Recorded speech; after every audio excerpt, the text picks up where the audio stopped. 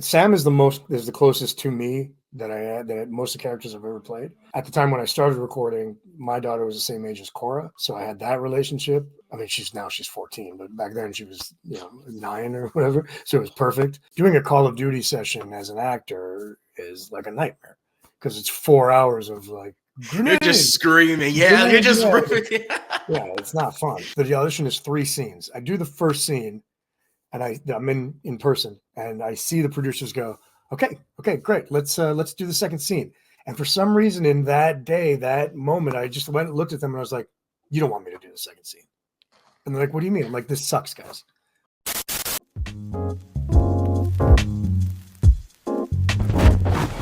old rules no longer apply. He's been to the future, space, a fallout shelter, and now he comes to Jant Moore interviews. Welcome back, and as always, I'm your humble host, Josh, aka Jant Moore. You've come to love and know my guest for his role as Adam Jensen in the hit Deus Ex video game series, but you've also loved him as Tokar in Far Cry Primal, Penguin in Gotham Knights, Sephorum in Blood of Zeus, Andre Coben in Splinter Cell, Sam Coe in Starfield, and has lended his golden pipes to many since his start in the entertainment industry. But we can't forget him bringing his impeccable talent on camera to roles such as Locke in Star Trek Discovery and Kenzo in The Expanse. From humble beginnings to starring and directing in some of the most culture-defining content of the 21st century, my guest has more than a story to tell. Please help me give a warm welcome to the Canadian Andy Serkis himself, Elias Toufexis. Hey, what's up, buddy? Hey, how are you? Welcome. Thank you so much for joining me today. No, my pleasure, man. Thank you for having me. Absolutely. It's such an honor to be speaking to you. I've wanted to speak to you for like years now. I want to say since you got announced in Gotham Knights, I wanted to speak to you because I was like, oh my gosh, he's like Penguin. I love Penguin. Penguin is so cool. And then I interviewed I think I'm the only guy that's like interviewed every actor from like the Gotham Knights in one panel. And I was like, oh man, I kind of want to keep this going. So I was going to do like a villains panel. Never happened, but maybe one day. But just thank you so much for joining me. I'm so excited to get into your lengthy career. I've done so much research to get right for today. And you've just done so much stuff. I didn't even know you were in like as much stuff as you're in. And from voice directing, from your voice direction to motion capture and performance capture, we have a lot to get to today. So thank you again. And to get my fanboyness out the way real quick, I have to ask, because I saw you posted about this. I know you do voice direction for Fortnite, and you said you did get to direct the great Peter Cullen. So I have to ask, what was that like, and what were the conversations with Peter Cullen like? So I've actually known Peter for a while because we're both from Montreal, and I met him in 2016 or 2015. We were lucky enough to be in Montreal at the same time, and the mayor gave us what is essentially the key to the city. Like it brought us in, and we had a ceremony, and we signed this thing called the Golden Book of Montreal, and Peter Cullen was there, and William Shatner was there, and Michael Ironside, and a bunch of other people. Oh, wow. Yeah, so that's where I met Peter originally. But I mean, I'm a giant, Transformers fan growing up. So Same here. Come on. Yeah. I knew who he was, and I was always proud that Optimus Prime was from my hometown and stuff. So I was always excited to meet him. And so when I directed him in Fortnite, it was more. I mean, it wasn't really directing him. It was more like, hey, Peter, what's up? I'll make sure you don't, slur. That's about all I'm going to do. You do you. And he just did him. And, the only thing I have to do in cases like that with voice directing is just make sure that he understands where he is in the world of the game, so he can do his thing. Like, there's no real... I don't really say like, no, Peter, that wasn't great. He knows what he's doing at this point. So very little direction, more just guidance than anything. But it was great. Yeah, we talked about Montreal again, and then I just saw him. I was in where was I? I was in Knoxville doing a Comic-Con, and I just saw him again. No way. Yeah. Actually, it was funny because he got into an elevator that me and a bunch of Star Trek actors were in, and everyone was introducing themselves. And I'm like, guys, this is Optimus Prime.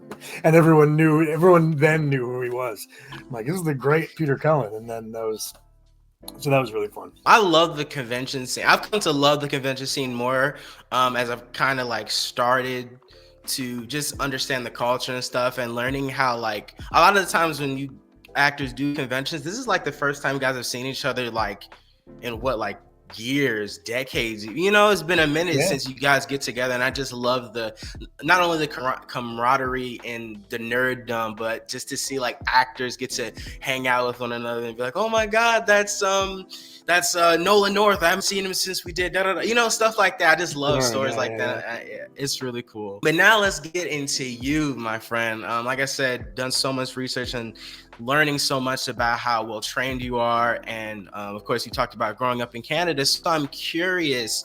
Our childhood has a major effect on us as we grow older, I've started to notice. So with you growing up in Canada and coming from you're also Greek as well and have a great culture and heritage with that as well, what was your childhood environment like, and how would you say that has led us to the performer we all know and love today? Actually, it's a good question, because when I grew up, a lot of my pop culture before my friends, a lot of the pop culture came from my dad, and he has 3 brothers.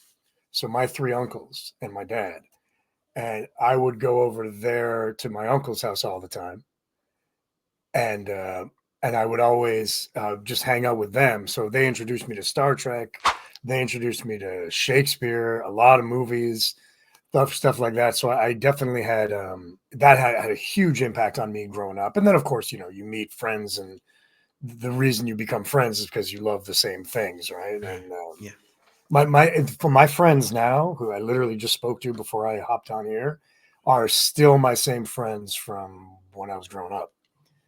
Like exactly the same friends. Lamar, Andrew, and Jay and Pete. Those guys, they were all just guys I grew up with, and I talk to them pretty much every day on the same group chat. And so it's been like 30 years we've been friends. Yeah, it's a thing, man.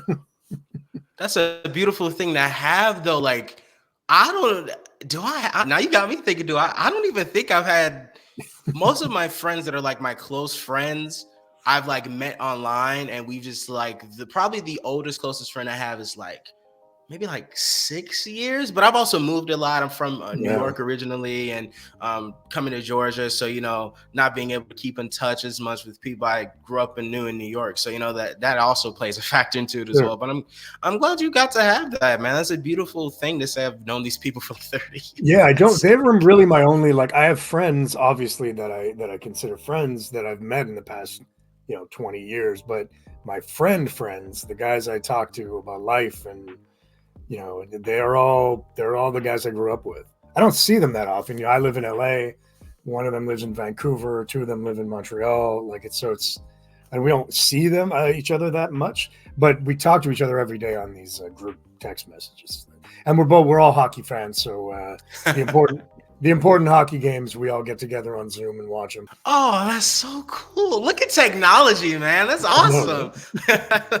That's really cool. You have so much knowledge in not only performance, but on theater as well. You have so much knowledge there. I mean, you were a wrestler at one point, which is the least surprising thing that I learned about. I mean, you kind of have the build for it, and you're a trained musical performer. Like, you just have so much knowledge. And I'm curious, how would you say all the years of knowledge, your culture, your friends, your family, how has all of that life experience helped round you out more as a performer? I think just generally as a person, not necessarily as a performer. It's just, it rounds you into all your experiences in life,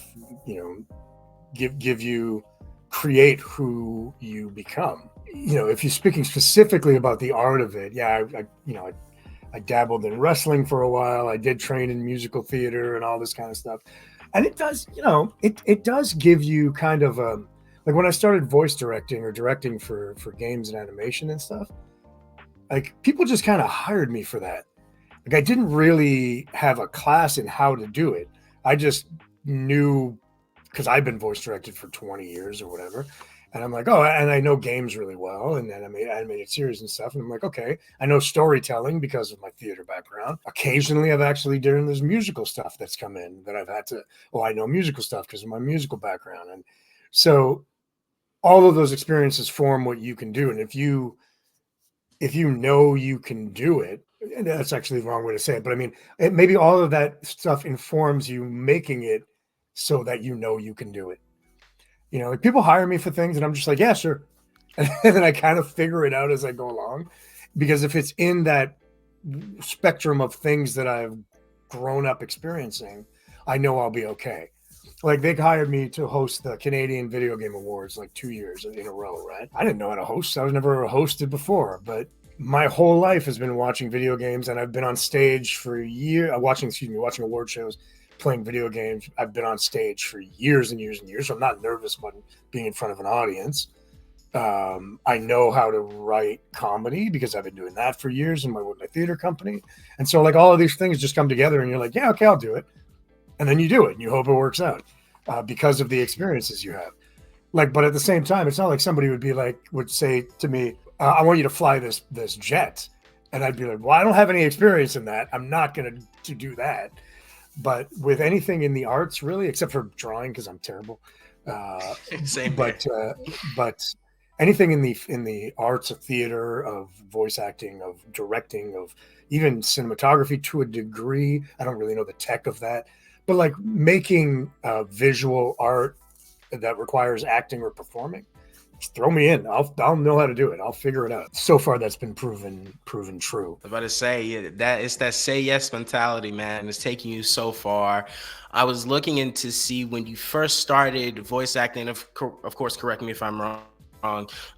But it was Need for Speed Carbon. Am I correct? Was that your first voice acting role? That was definitely my first video game role. Okay. I don't remember the timing of when I started. Like, there was a couple animated series I had done around that time. We could say yes. I mean, it's somewhere around that time. That was definitely my first video game role, and they shot it live action, which was very weird. I auditioned for it like I do for a on-camera role. Like we just shot it in front of a green screen, and then they put it into the game. It wasn't really like a motion capture or anything like that. And then I think I did the VO for that afterwards, like the actual gameplay VO. I don't really remember, but that was like so long ago. And I was so brand new. That was definitely one of my first, for sure, if not my first. Yeah. How would you say you've grown more as a voice actor since taking on that role, and what have you taken from that experience that you would say has helped make you a better voice actor? Experience really is the answer to that question. It's a couple of things. It's experience, having that was 2006, it's 2024, so it's almost 20 years that I've been doing voice acting, right? It's more experience, and also this is also under the bracket of experience, but knowing how games are made a lot more than I was then. You know, like back then I was just kind of thrown in. I'm like, okay, tell me what you need me to do. Tell me, what is this for? What is it? And now I know, like from the ground up, exactly. You know, I just finished a game, which I can't talk about yet. I think the Sony event is on the 25th, and I think they're announcing it then. But I just finished the game with a small company of about, I think they have like 50 people. And I just know, like I come in from the ground floor and I know exactly how everything is made now. And I know how things are done and how things, so I know exactly what makes me a good voice director. Also why companies like using me is because I know what they need in the game. It's not just like I'm trying to get the best performance. Of course I am, but also I know what you need. I know exactly how you're trying to get this scene done and how far this character is, literally how, like, what is the distance between this? And I know, is he going to be able to, I know the questions to ask, that I didn't know 20 years ago or even 10 years ago. And that's all just experience. So the long-winded answer to your question is experience has changed me. And I know a lot more about the industry. And also, this is kind of more generalized, but you just grow as a person and you realize that people are just people. And when you're starting out as an actor, you always want to impress everybody. And that has gone out the window for me. Like, I don't want to impress anybody. It's like, you know what I can do. I know what I can do. Just hire me or don't hire me. I don't care. Like, not that I don't care. Of course I care. Yeah. But you know what I'm saying, right? It's of course. I'm like, look, if you're going to hire me, great. You will get a great performance. You'll get a great director. You'll get a great, if you don't want to hire me, fine. I'll move on to something else. Like, I don't sit there and go like, I need this job. I need this job. I need this job. Like I did back in the day. And that of course comes with a little bit of stability in terms of your career, but it also comes with just knowing yourself more as a person. and just going like, I know what I bring, and this is what I'm going to bring, and if you don't like it, then we're not going to work together.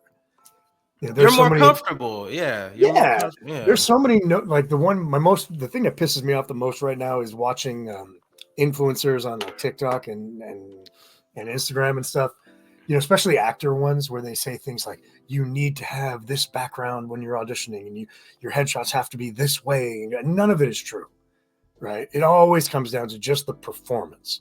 It always comes down to the performance. So I just look at myself that way. Like when we're done here, I have a meeting for a game that I'm doing, and then I have to put myself on tape for an audition, right after that, by the end of the day. So I'm going to give them my one take of what I can do and what I think the character is. If they like what I bring, hire me. If they don't, I don't, like, move on. So it's at that point where I am now as in my career, where I'm like, this is what I bring. You can either hire me or don't hire me. I genuinely don't care. I'm sorry. It's just so funny to hear you say that because I don't know. It's like, I guess I'm kind of at where you were at when you first started because I've done some performing here and there and I'm doing other branching out more into my career and stuff. And with me, it's like you're saying, it's like you want to impress, you want to make a good first impression and stuff like that. And I don't know. Sometimes I feel like I put too much weight into it, If I would give any new actor advice, the advice I would give myself, because your question was, what have I learned, right? The advice that I would give myself or you or any new actor trying out is don't put too much pressure on yourself because it doesn't really matter that much. Like, as long as your performance is good and not what they want, what you think they want as a performance, just do you. Don't go in there like going, okay, they want this accent and they need, of course you have to do the accent that they want, of course. But like they're going to want this character to pull on this word or say these things. No, just do you. If you fit the character, you'll get hired. If you're a good actor, of course, that also comes with like, know if you're a good actor or not, but just do you, man. That's what I would say. Don't try to impress at the expense of your mental health. You know what I mean? And it's so funny when you were mentioning accents. The first story that popped into my head is, I don't know if you ever heard this story, but D. Bradley Baker, of course, plays Klaus on American Dad. Yeah. And for American Dad, the original audition was, hey, we want a French fish.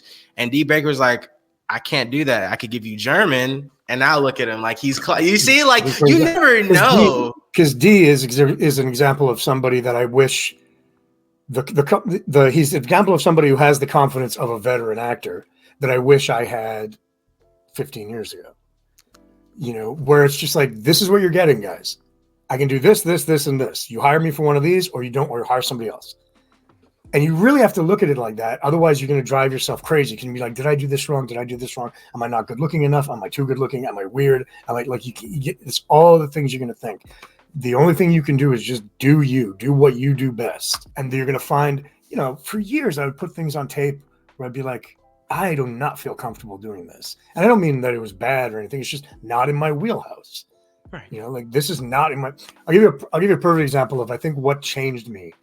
I remember this moment, this audition. This was only like 5 or 6 years ago, like right before COVID. I remember doing an audition on camera. This is an on-camera audition for a kind of like Brad Pitt in True Romance, like the hippie, the drugged up guy, like the laid back dude. Yeah. I cannot play that character. It is way out of my wheelhouse. I can't turn it off. I can't it's just something I don't have the ability to do. You could hire me and train me all day and I'll be good because I'm a good actor, but I'm never going to be like, wow, he really encompassed that character, right? Copy. So I'm doing this audition. The audition is 3 scenes. I do the first scene and I'm in person and I see the producers go, okay, great. Let's do the second scene. And for some reason in that moment, I just went and looked at them and I was like, you don't want me to do the second scene. And they're like, what do you mean? I'm like, this sucks, guys. Like, I'm not getting this. This is not what I'm getting. Like, I'm wasting everybody's time. And they're like, oh, okay, if you feel that way. And then they obviously knew it. They were obviously like, well, this guy's not going to get this. Let's go through the motions of doing the other 2 scenes. And I'm completely wasting everybody's time because I knew I wasn't the right fit for it. So it kind of changed my mentality. And I was just like, yeah, no, good guys. I'm not going to get this. I came in because they asked me to come in. I'm wrong for this. See ya. And that's, some actors may differ with that mentality, but for me, it's like, I'm never going to play that. So bye. You know, that's not to say you shouldn't audition for things that are out of your wheelhouse, because you never know what the casting director really wants. And they might see you and go, he's not good for this, but he's good for this, which is why I showed up. But always show up. But I knew that I wasn't right for that particular character. And I'm like, unless you guys are planning on rewriting this, I'm going to leave.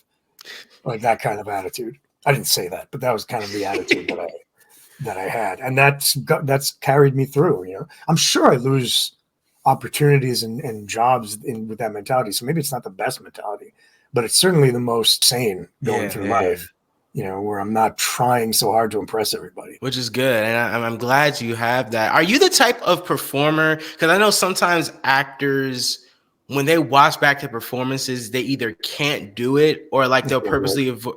You can't? It was actually really interesting on Star Trek because I'm under this prosthetic. So it was the first time I was able to watch it back and not feel self-conscious. Like, because I'm under this prosthetic. So I somehow maybe had the mentality in my head, well, it's not what I look like in real life, so it's okay. But on camera, a lot of actors watch, and God bless them, they watch them and they pick apart their performance on camera. I can't, because if I do, all I'm going to think about is I don't like this angle. I don't like this angle.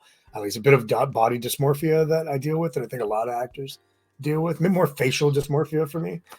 Like I'll be like, I don't like that. I don't like that angle of my face. I don't like how I look when I do this. And instead of, I don't want to think about anything like that.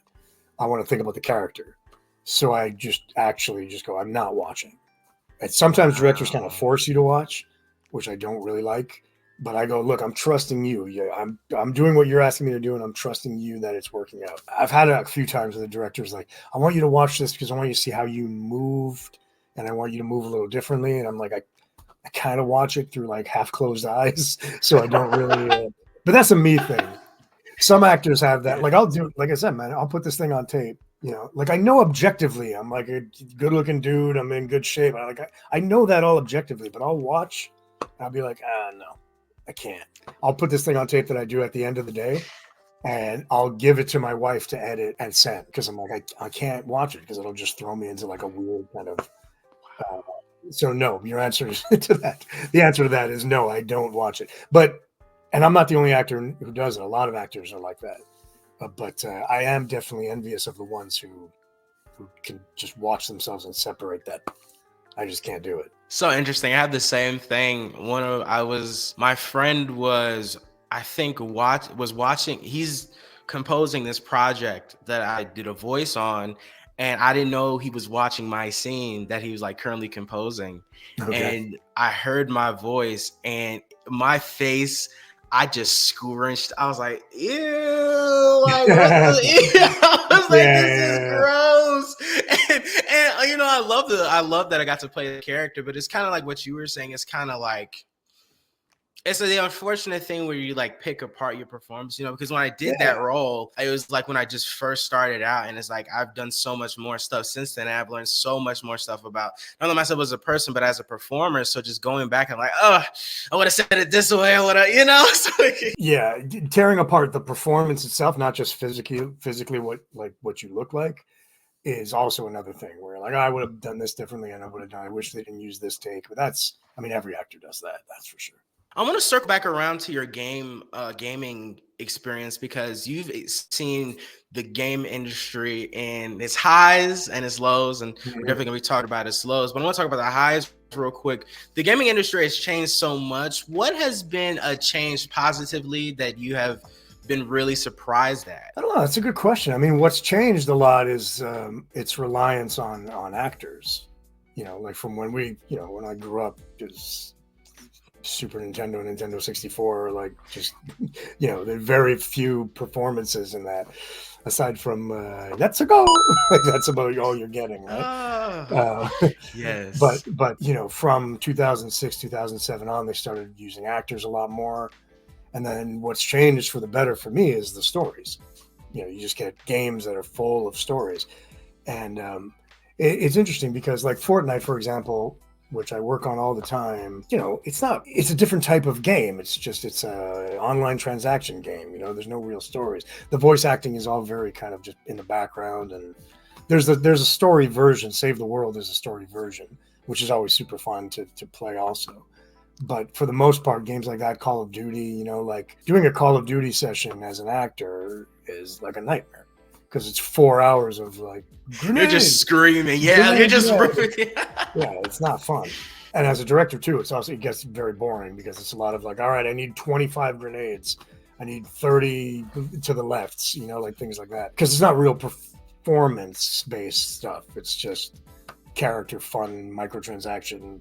So there's those games, and they still use actors, and that's great. But the thing that I love that's changed is like a game like Deus Ex or like Starfield or something like that, where it's this is all story and character based, and you invest yourself in the characters and in the story, and you have 200 hours to play. That kind of stuff is like that. I love that.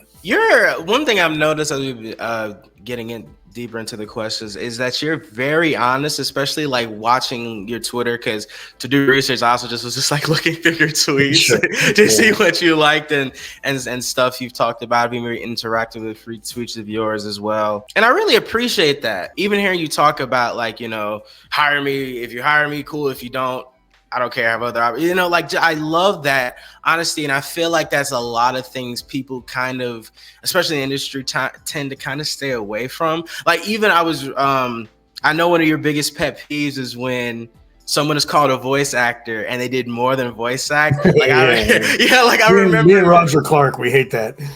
It's so funny because I remember when The Last of Us show came out, they were like, Joel's voice actor, and you were like, he is not Joel's voice actor. He is he did the thing. Troy did everything in that game. Everything you see, every facial movement. I mean, it was in the first one, they didn't do performance capture, they did motion capture and they animated, but they still filmed him.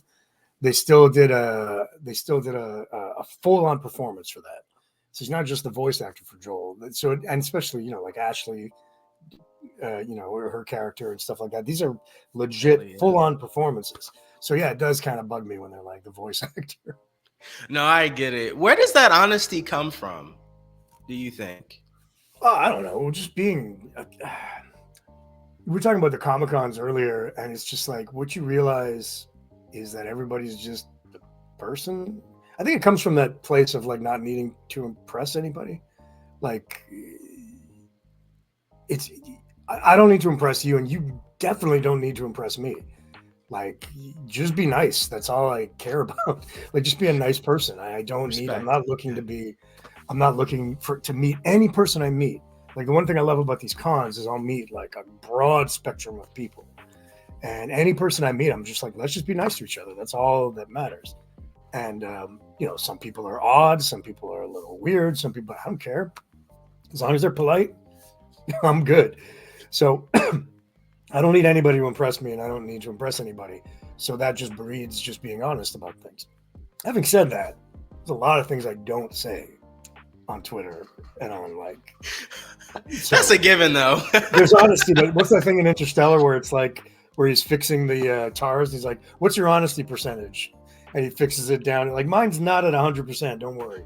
It's definitely in the 70s because there's a lot of stuff I'm just mum about. But that comes with being polite, not wanting to insult people too mostly, and not wanting to get into it on Twitter. But there are a lot of things that I'm not gonna ever say in public that I'd say to my wife or my friends. So no, that's just a given, though. I mean, like that's just sure how. So my honesty is there, but it's not 100%. Well, definitely.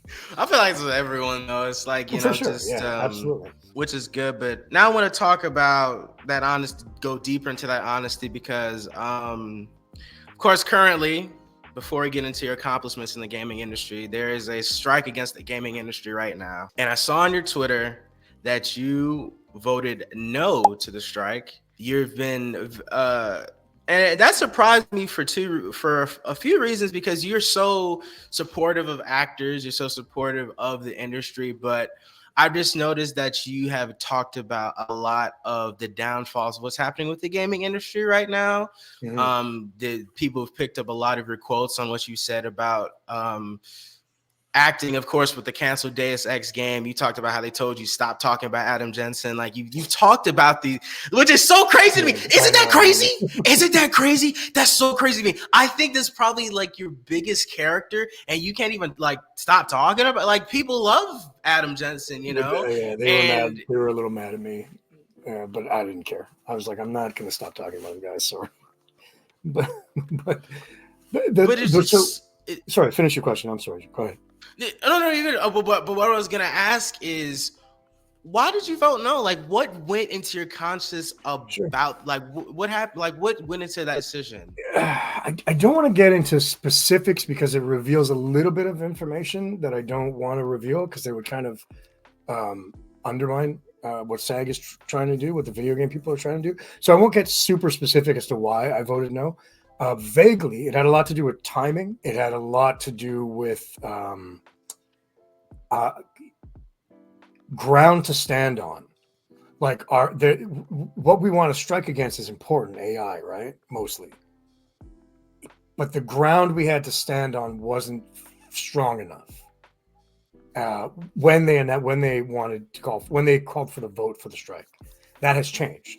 But at the time, which was over a year ago, it was like almost 2 years ago now when they called for the strike originally. I remember. Yep. Mm-hmm. Yeah, I was like, not 2 years ago, but it was definitely over a year ago.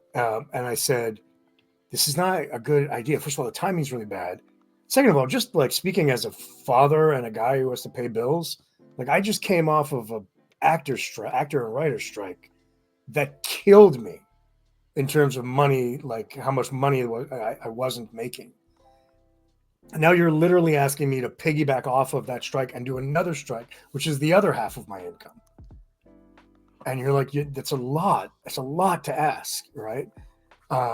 So there was that cup there. That was more of a selfish reason. But there was also the time. So those had to do with the timing a little bit. But also the ground that we had to stand on, I didn't think was very strong. Now, in the past year, to their credit, they have built that ground up a lot stronger. So what's the SAG group has done, Sarah and them, Zeke and those guys, what they have done is the problems I had with the strike, with what they were going to, with not having enough ground to stand on, they have given, again, I'm trying to be vague, but they have given the option for that ground to be, they have given us the option for that ground to be stronger. More stability, would you say? More stability in our strength to strike. That's the best way to put it. Okay. Because I didn't think we had a very strong, not a very strong case. We had a very strong case against AI, but I didn't think we had a very strong case of you can't do this without us. I had a lot of anxiety about them going, well, we kind of can. You know, it's not like the on-camera strike, but they have since fixed that with a whole bunch of little initiatives and things like that. They fixed it, and that's what I wrote the other day, which was like, I voted no, but to their credit, everything that I had a problem with, they fixed. I now back the strike. Not that even though I voted no, I would have scabbed or anything. Most definitely, we're on strike. We're on strike. I may not agree with it, but I'm not going to go scab a game, right? But also, it's not a blanket strike. There are a lot of rules, like there are games that I have started on before the strike that they don't get struck against because we had a deal before the strike started. There are games that have signed the interim agreement, obviously, that don't get struck against. The meeting I have right after this is an interim agreement game, so they're not struck against. It's not as dire as the other strike, but there are 2 or 3 big companies that need to get their shit together. And so now I'm fully on board with, to their credit, man, to their credit. Because trust me, before we struck, I talked to all of the SAG people 3 or 4 times. I would have long conversations with them going, it's a bad idea, guys. It's a bad idea. 98% of SAG disagreed with me.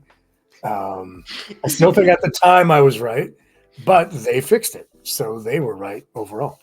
As someone who's worked with companies, and when you see a company you've worked with go on the strike list, How does that make you feel on a personal level? Not just only as a performer, but it's like you've worked with these companies, you give it your all. And I'm just asking this for some people who might not understand why their strike is necessary and what is going on. How does that feel like personally? Yeah, I mean, the difference is it's not really. It's like that's like saying, like I worked on Star Trek, but the head of Paramount is doing something shady. I never met the head of Paramount. I'm never going to meet the head of Paramount. But I work on Star Trek. But all the creatives that I worked on Star Trek with, they're all great. It's the same thing with games. Like Warner Brothers or Disney, those are two companies that are being struck against. The people that I work with are all like confined to the game. So they're all great people. It's the head that I'm never going to meet. He has the problem. So I'm like, well, F them. Like fix your thing. Fix the thing, or we're not going to work for you. So it's not really like I'm insulted by them. They're business people. They're just doing whatever they think is good for their business. And yes, it's going to screw over actors if they don't sign the interim agreement. And then they're going to lose a bunch of good actors, and they're going to have to go non-union. And even the non-union people now are, which is one of the things that they've kind of really got a hold of, SAG, is the non-union people are like, they're saying to the non-union, come with us, and we'll give you incentives to come with us and stuff like that. So, yeah, that's really what it is. It's the head people. It's not the people I work with. So there's no insult really, aside from a general insult of like, right? You're they don't literally, yeah. I just saw that tweet you were talking about with the CEO of, what was it? It was EA, right? It was and EA, he said, yeah. yeah, there we go. Which, okay, Yeah. yes. I mean, look, there's gonna be AI. There's already AI. This was another kind of thing that I had an issue with when we first started the talk of the strike is, I'm like, well, what do you mean by no AI? Like, I need specifics before I vote yes. Because there's AI mixed in with, there's AI to clean up data. There's AI to clean up performance capture performances. They use AI and all this kind of stuff. So when you tell a company no AI, like what specifically do you mean? And when we were in the early stages of the strike, like that wasn't clear either. Again, they've since cleared that up. So there's always going to be AI. So I was having a little bit of fun with that, like fuck off, dude, with the AI thing. But I don't really know what he means. It's just he's just latching onto buzzwords. Like AI is important to technology, so we're going to put it in our games, even though he probably has no idea what it actually means or what jobs it actually costs. Right. And me and you agree on that front is like, before we can make any major steps to protect our careers as performers and to protect artists, protect animators, we have to make clear like what's happening, like what we want to make sure happens so we don't lose what we love. It's like I'm seeing all this talk of what's happening to the Pixar animators and just happening in the animation industry in general, and I just feel terrible. And what's so interesting is like you've probably mentioned this, but while AI is an issue, there's a major issue with just like how the industry is structured, kind of like period. Right, the for sure, the way payment works, the way treatment works. I just listened to a Kendrick Lamar song, and he was talking about how like we just basically need to start the industry over. Like this is too much. Like we just have to do this all over again because too much integrity, too much is being lost due to the power of the dollar. And I agree, man. It's so frustrating to see how, you mentioned how the strike was devastating to you guys as performers, the on-camera one. I wonder how the industry is going to cope. Like, how does the industry move forward? It's a question I ask myself all the time because as much as I love the industry, I mean, when I see gaming studios getting cut in half, I can't even... Like, what is that? Like, Insomniac had to cut people. I think Bungie had to cut some people earlier. Like, I'm always hearing about cuts. Like, I don't. Yeah, it's around that. What? It was overreach at the beginning, I think, is what it was. It was just like, let's hire everybody and pay everything, and then, things like the economy, get inflation, and all this stuff gets more and more expensive, and then they're like, well, we can't afford. I'll give you like the example that I know for Embracer. It's so interesting is that. Like there were 94 people working on the Deus Ex game, the new one, which they never called me about, but they would have had to call me eventually. I think the rule was in the province of Quebec where they are, if you fire 95 people, you have to pay a penalty. So there were a few games that they could scrap, and Deus Ex had fewer than 95 people. So like, well, let's scrap that one. And then they fired 95 people, 94 people or whatever it was. Whatever those things. Like those are the things people look at, major heads of companies look at. And they go, well, I don't really care about the impact of this. I don't really care about the job loss. I care about the bottom line. That's nothing new. That's nothing new. It's been like that forever. But the industry is changing in general, like movies changing in general. People going to see movies are changing. The way people consume television, the way people consume games, entertainment, music, it's all different. It all changed drastically over the last 20 years, just from when I started, like drastically. So everyone's struggling to catch up. It'll right itself eventually, but it's going to get worse before it gets better, no doubt. So with that being said, do you have hope for the future of the industry? Because I know there's one time you were talking about how like you were responding to, I think it was Microsoft was doing something with like AI voices, and they were like, if you want to be a voice actor, don't bother. I was like, oh my God. I was like, don't say maybe that. a little angry. Yeah, maybe a little angry. But I think what I mean was it's very hard to start as a voice actor, or it might become very hard to start as a voice actor because every one of us got into it like those Call of Duty things I was telling you. You get hired for background work, basically extra work for voice acting. And that's how you meet casting directors. That's how you meet producers. That's how you meet. I don't know that they're going to continue to do that. This is one of the things we're striking against. Like one of the companies could just go, like a major company that makes Call of Duty, like Activision, could just go, well, I'm just going to, all the guys in the background that are yelling and getting shot and going like, or he's over here, all those things, we'll just AI that. We don't have to pay an engineer. We don't have to pay an actor. We don't have to pay a voice director. Just AI it. So I don't know that that's going to happen, but I look at that and I go, well, that's how I broke into the industry. And I don't know how anybody else is going to break into the industry. Or it's going to be a lot more difficult because you got to break in going against guys like me now. You got to go against like legit veteran actors for the major roles, which I didn't have to do because I came in from the ground up, right? So that's what I meant by that. In terms of, is the industry going to go away? I mean, or is going to be okay? Of course, entertainment is the number one thing in the world. It's like food, entertainment. And so it's like, I'm not worried about the entertainment industry. And I'm not particularly worried about AI. It's going to have its day. But look, man, in the end, the reason I'm an actor is for connection. It's about connection. There's a reason people come see me at Comic-Cons and come see the actors at Comic-Cons. I don't think they're going to come see the computer chip that generated, like they don't care. They want connection. I could watch something that was completely AI generated and go, yeah, it's cool, but there's no human hand behind this. I don't care. Why would I care? Like you're not even the animated films like a Pixar and things like that.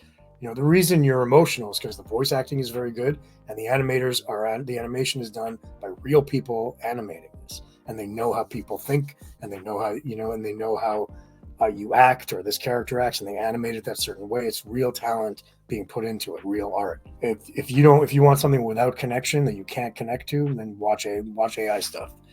You can tell even now, like, look how cool this AI is. Like, yeah, okay, it looks cool, but it's like I have no connection to it. I have nothing that'll bring me back. It's like a joke. It's all a joke. And no matter how good it gets, it's always going to be about connection. So I'm not particularly worried as an actor, but there definitely is going to be a bit of a dip where people try it out and then like 3D TVs or Bitcoin, where like there was like a couple of years where like this is the greatest, this is the future of everything, and then people are like, this actually kind of sucks. Can we go back to the real thing? That's it's funny you mentioned that. I haven't really noticed like 3D glasses are. You remember when that was the gimmick? Like I don't know if you ever seen Dredd with Carl Urban. I love that. Yeah. That movie is so good. But the gimmick with that was the 3D. I don't really see. And I didn't even see it in 3D, and I love that movie. Yeah. I never saw it in 3D. I just watched it. I saw it in the theater, and I watch it pretty regularly in real life. They gotta make a sequel to that. Where's the Judge Dredd game, man? I'm saying, like, I would kill. The only time Judge Dredd has been as a game was as a Call of Duty operator. But I mean, no, Oh, I want really? like a Oh, full. nah, no, I man. want a full I want an fledged Arkham. like. I want an Arkham Judge Dredd game. Oh my gosh, No. that would kill. And speaking of Arkham, we could talk about your role as Penguin. And can we talk about Penguin? Is that Sure. is that Yeah, allowed? Penguin's done. Okay. All done. Yeah. Okay. Yeah. Kind of what I was nervous about interviewing with is like you've done a lot of games, and with you guys being on strike, I don't really know what I can talk to you and can't No, talk it's about. not. It's not like the actor strike. We can talk about pretty much anything. I mean, I know Penguin is a Warner Brothers property, but we're struck against them. It's an old game. It doesn't matter. Okay. All that matters. I know you're a big Batman comics guy. Yeah. So when you got the call to play the Penguin, what went to your head first? Were you trying, because we were just coming off of the Arkham games, and I was kind of surprised when I first heard your voice as Penguin, because I thought you were gonna do like a British thing, because I'm used to Nolan North playing. Yeah. So I was so like, oh, this is different. Yeah. Well, because it wasn't in the Arkham universe, I had to create the own. And to be fair, I did the New York Penguin thing before I saw anything of Colin Farrell doing the New York Penguin thing. I was just about to say you kind of yeah. I didn't have any idea that he was going to do that. I knew, but they called me the people that made that game. A lot of them, the creatives, were people that worked on games that I had already worked on, like Splinter Cell and Deus Ex and stuff like that. So they just called me and asked me if I wanted to play the Penguin. Like I didn't audition for it or anything. They just, like, do you want to play the Penguin? I'm like, okay. Like I said, the say yes thing, right? Like, okay. And I remember hanging up the phone and going, what the hell am I going to do for a Penguin? Like, I have no idea I'm going to do this. And and then I just took a couple of weeks and tried different ideas out and settled on what we settled on. Yeah, it was just an offer. So I had no idea what I was going to do. What was your reaction to the Iceberg Lounge scene with Bruce Wayne dancing around in the club? That was so funny. Yeah, no, a lot of that stuff is, and the weird thing about games, man, is like you do them and you do it, everything's out of order, and this is why a good voice director is important, because you have to really know, like, he has to know or she has to know where you are in the game, because oftentimes the actor's like way like lost. Like I don't, what part of the game is this? Like, what am I? Okay, just tell me what I need to say and how I need to say it. Then you kind of make up stakes for the moment. Like the stakes of this or this for the moment, because I don't get why. And then you hope that the voice director will be like, well, this is what he's talking about. This is what he's referring to. And then you play that, because more often than not, man, you have no idea what's happening. I'm a big fan of what you guys did with the Penguin. I would have loved to have seen like a DLC with the game or something, continuing on the story, because I don't know. I love the cast. I was so disappointed when it got delayed. Games get delayed a lot. I noticed. Like they're like, hey, it's coming out 2022. Never mind. We gotta animate a few things there. And I remember with Cyberpunk 2077 when that kept getting delayed. Like every time it got delayed, the internet was just like fuming. And then the game comes out and it's and everyone was mad again. Yeah, but then they fixed it, right? That's how that's how I looked at Starfield. Like, not that Starfield was super glitchy. I mean, every Bethesda game has a little glitch, but when it came out, I kept trying to like assuage any fears. Like, they're gonna keep adding shit. Like, don't worry, they're gonna keep adding stuff. So every time they just wanted to get the game out, and the game was complete. It wasn't incomplete, but they're like, they wanted to add all this stuff, and they were like, okay, we don't have time, but we'll add it. And so it's been a year, and they've already added, the buggies and Shattered Spaces coming out in a couple of days, a couple of weeks. So it's like they're gonna keep adding. And I haven't done anything else since Shattered Space, but I'm pretty sure there's gonna be more DLCs coming and stuff like that. I think they're just going to keep adding to that game because it's one of those that's going to last a long time. Before I switch over to your time with Bethesda, I was looking up and you did this was so interesting to me because I'm always interested in vocal presence and stuff like that. You did the Parademons for the Lego DC Supervillains game? Yeah, that was like my first LA gig when I got to town. I normally wouldn't have taken, speaking of jobs that you choose when you're starting out, right? Not that I was starting out at that point, but I was starting out in a new city. So I had to meet all the new casting directors and stuff. So I'm like, yeah, I'll play all the Parademons. I don't remember what I did. It's probably just like, rah, rah, rah, rah. Something like that. And then I also, the only other thing I did in that game I don't think it's credited, but Michael Ironside plays Darkseid in it, right? Yes. Because he played Darkseid in the animated series. And I know Michael very well. They asked me to do all of his efforts, so he didn't want to. They didn't want to bring him in. Get out. Like those type of things. So I came in and did all of them, and then I called Michael. I'm like, your laziness made me like $1,000. It wasn't really laziness. It's just I don't even think they asked him. They're just like, well, let's just get another actor to do the efforts, which was me at the time. But yeah, that's another way that you try to get in the industry. Like matching other actor efforts and things like that. Hopefully, AI doesn't take that away too.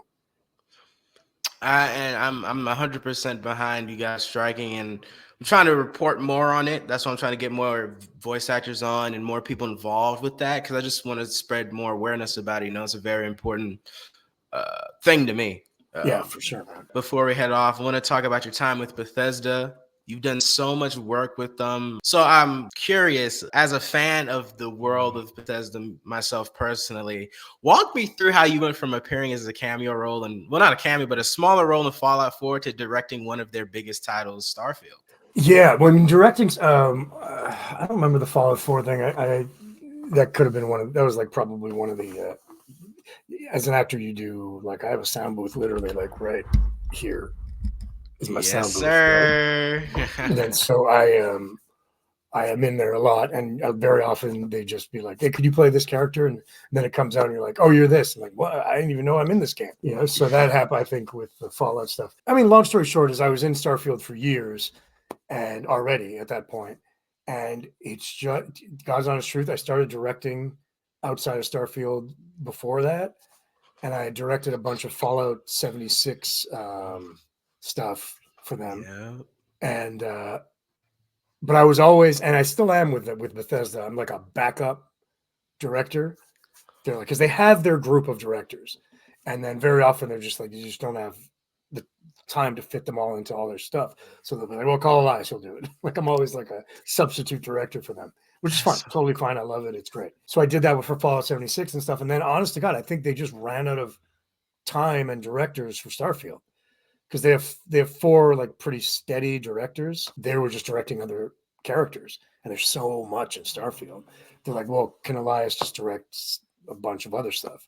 And then I came in as kind of like the 5th or 6th director, and I had, probably like 30 or 40 sessions doing just other, ancillary characters a lot. Although I did get to direct Cora in one day, which was great, because we would just read our scenes together, which is really fun. Yeah, that's how it happened. They literally just ran out of directors, and they're like, well, the world, you're a good director, so come in and help us. There were days where I would be directing in the morning and go home and play Sam, and then go back and direct, things like that, just because the timing of it was so tight. That must have been fun to like play and be like, all right, and I'm gonna see y'all later on the other side. Yeah.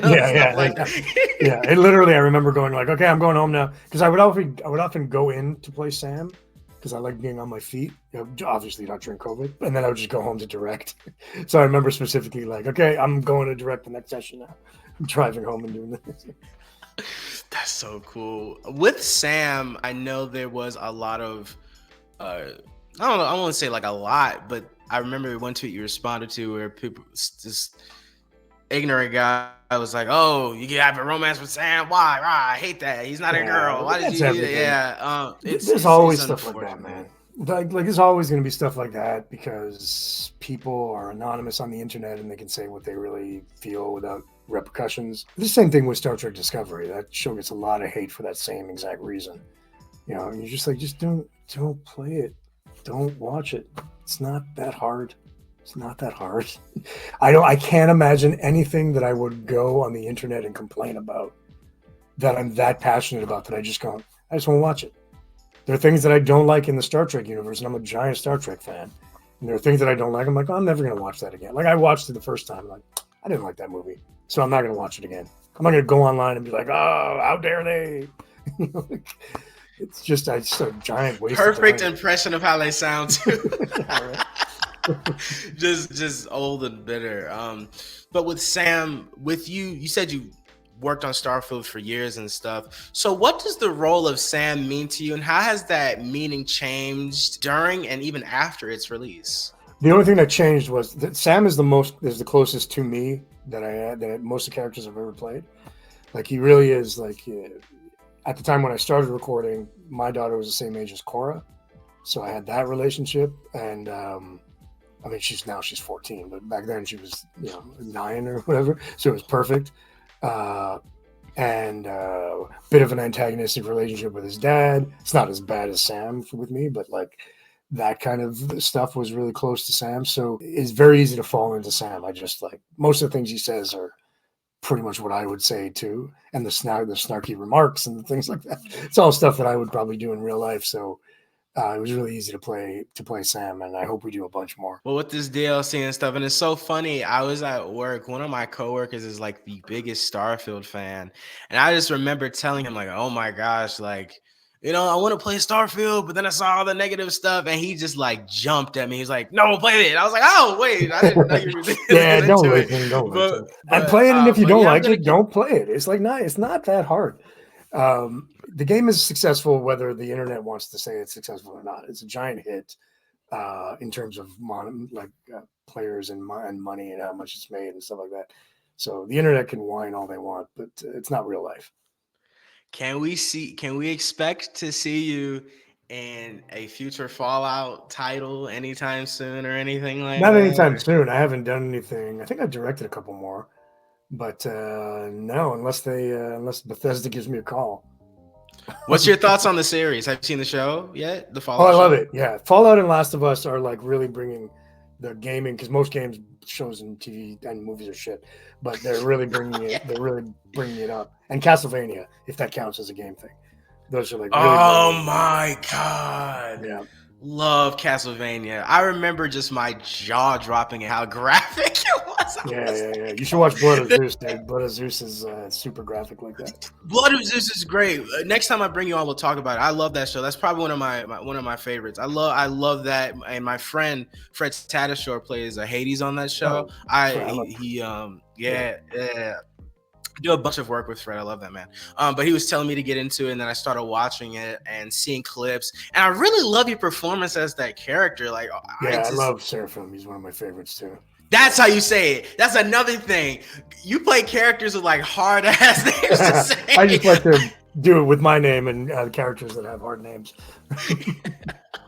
Because I was trying to say, is it Leonidas or Leonidas? Leonidas in the 300 movie, but it's really Leonidas. That's how you would actually say it. Leonidas. Yeah. Okay. And then how is it, Nicholas or Nicholas, or how do you? Is the other character in Assassin's Creed? Yeah, Nikolaos. Yeah. Okay, bringing a culture to the channel. I love it. Well, I know you got somewhere to go. Thank you so much for joining me today, man. I'm so glad I got to spend this fun time with you. Look forward to the next time I could bring you on and talk about cool stuff. Like I said, I want to get into Blood of Zeus with you. So really cool show. But we'll get into that some other day. But thank you so much. Is there anything you want to say or plug before we get off? No, man, just people follow me on Twitter and stuff. I'll do the blatant self-promotion there. Don't worry, and Instagram. So we'll figure it out. Links in the description. Links here, guys. Thank you so much for joining me on another installment of Jam. Thanks, man. I appreciate y'all so much. Elias, I have gifts coming your way, so look out for those. So thank you so much for joining me. I appreciate each and every one of you, and I will see y'all on the next installment of Jam More Interviews. Peace, love, and safety. And as always, I'll see y'all next time. Be safe.